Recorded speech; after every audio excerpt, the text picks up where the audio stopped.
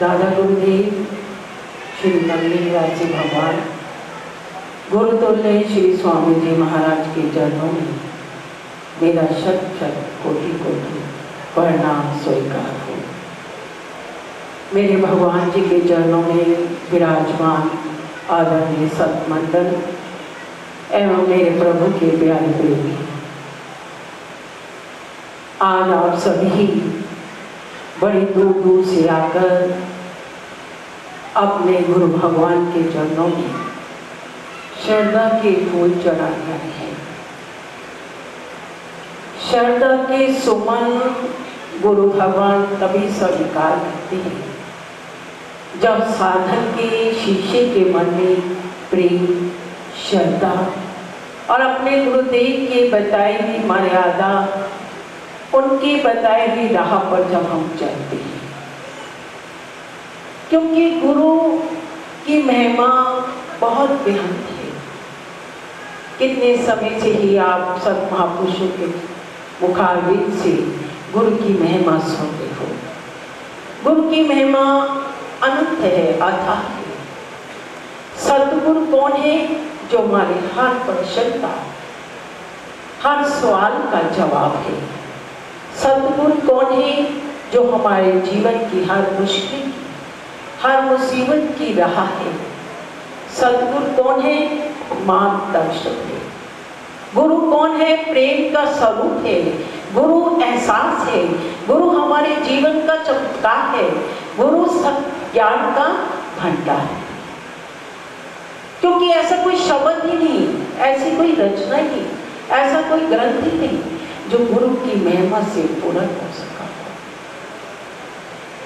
उसी प्रकार संत कहते हैं कि अपने जीवन को फलीभूत करने के लिए संत का, सतगुरु का, परमात्मा का सानिध्य बहुत जरूरी है। सत हमारे अंतर्गत है, लेकिन उसका जागरण कब होगा हमारे अंदर से? जब हम अपने अंदर श्रद्धा को उत्पन्न करें। क्योंकि श्रद्धा ही है जो परमात्मा को प्राप्त करने का एक अनमोल तत्व है। और ये श्रद्धा हमारे देह में, हमारे शरीर की गहराइयों में कहीं ना कहीं छिपी है। इसलिए कहते हैं कि श्रद्धा को फलीभूत करने के लिए जरूरत किसकी है? सत्संग की। सत्संग क्या? सतगुरु का संग, संत महापुरुषों का संग। वो सतगुरु जिसमें परमात्मा के तत्व का क्रोध हो, जिसमें परमात्मा के आदेशों की झरना बहती हो। वो सतगुरु जो परमात्मा के अनुशासन के साथ साथ परमात्मा के तत्व को धारण करने की क्षमता रखता हो। वो गुरु भगवान जो इस समाज को, इस जनजीवन को, हर मानव को इस सत्य को श्रेष्ठता बताने की क्षमता रखता हो, वो गुरु है, वो सतगुरु है। उस सतगुरु का संग करना है। और जब हम सतगुरु का संग करते हैं तो उठते बैठते सोते जागते उसी का ध्यान, उसी के नाम में खो जाते हैं। और जब हम उसका ध्यान उसमें खोते हैं तो हमारा जीवन इतनी ऊंचाइयों तक की प्रकाश तक पहुंच जाता है। तभी महापुरुष कहते हैं कि अगर जीवन प्राप्त किया है तो जीवन में सिर्फ दो बातें याद रखें कि एक तो गुरु की खोज, गुरु की पहचान, और एक अपने अंदर सतगुरु के प्रति श्रद्धा को प्राप्त करें। क्योंकि सतगुरु की प्राप्ति में जब तक हमारे अंदर शिष्य तक का भाव जागरण नहीं होगा तब तक हमें सतगुरु की प्राप्ति भी नहीं। जिस स्तर में शिष्य जैसा भाव रखेगा उसी स्तर में हमें गुरु की, सतगुरु की प्राप्ति है। हनुमान जी को देखो, कितने बड़े शिष्य थे भगवान राम। भगवान राम के पास बहुत लोग थे, लेकिन उन्हें राम की समीपता, राम का साथ बैठना ही सुंदर लगता था, अच्छा लगता था, आनंद लगता था। लेकिन हनुमान जी को राम से अधिक राम का काम प्यारा था, उनका काज प्यारा था। वो साहसी थे, लेशमात्र अभिमान नहीं था, समर्पण भाव था, अर्पण का भाव था। इसी अर्पण से, इसी श्रद्धा भाव से उनका जीवन कितनी ऊंचाइयों तक पहुंच गया। अगर आज हम भी अपने गुरु भगवान की रहमत, उनकी दया को प्राप्त करना चाहते हैं तो अपने अंदर श्रद्धा उठेगी, श्रद्धा को प्राप्त करें, श्रद्धा को जागृत करें,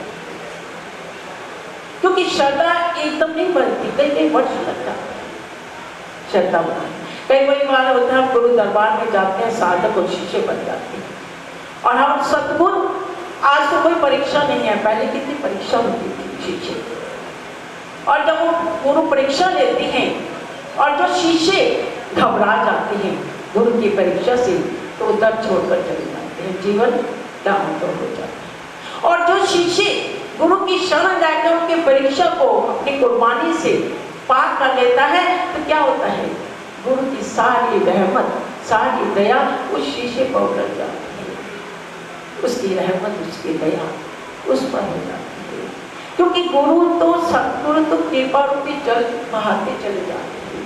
ये तो हमारे ऊपर है कि हम उस जल को अपने पात्र में कितना तय करें। एक जीव अगर कोई पात्र लेकर किसी जलाशय में पास जाता है तो वो जलाशय जरूर पात्र में भरता है।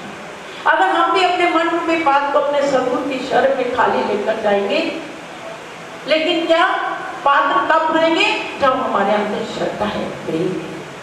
क्योंकि जब शिष्य पूर्ण बन जाता है उसे सद्गुरु से मांगने की कोई जरूरत नहीं होती, सद्गुरु अपने आप ही सब कुछ देते हैं।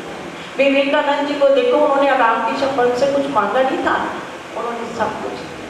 और श्री नंगली निवासी भगवान के पास कितने शिष्य थे, कितनी उनकी सेवा था, उनकी मर्यादा अपने गुरु भगवान के, अपने नंगली निवासी भगवान के नियम के अनुसार करते थे और नियम के अनुसार मर्यादा को अपनाया, सेवा करी, सिमरन किया, तो नंगली निवासी भगवान की रहमत और कृपा तो मिलती ही।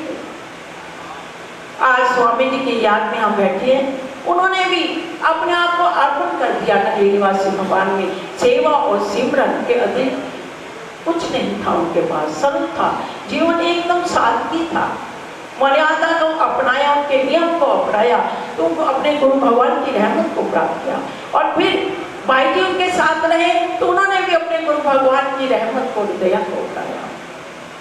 और आज भाई जी भी अपने गुरु भगवान की बताई हुई मर्यादा पर चल रहे हैं, नियम पर चल रहे हैं, और ऐसे चलते चले जाएंगे तो देखना इनका जीवन में कितनी ऊंचाइयों तक पहुंच जाएगा। इसलिए सिर्फ, क्योंकि गला भी खराब है, इसलिए सिर्फ इतना ही कहना है कि अगर अपने जीवन में कुछ प्राप्त करना है, जीवन को अपनी ऊंचाइयों में ले जाना है, क्योंकि जीवन तो बीत रहा है, ये न सोचो कि परिवार का पालन करेंगे तो हमें सब कुछ मिल जाएगा, लेकिन नहीं, अगर जीवन को प्राप्त किया है तो अपने गुरु भगवान के साथ जुड़ जाओ, उनका संग पकड़ लो, उनके बताई हुई राह पर चल लो, उनके बताए हुए आदर्श का, उनके अनुशासन के अनुसार चलोगे तो अवश्य है हम तुम्हारा जीवन सकारात्मक होगा।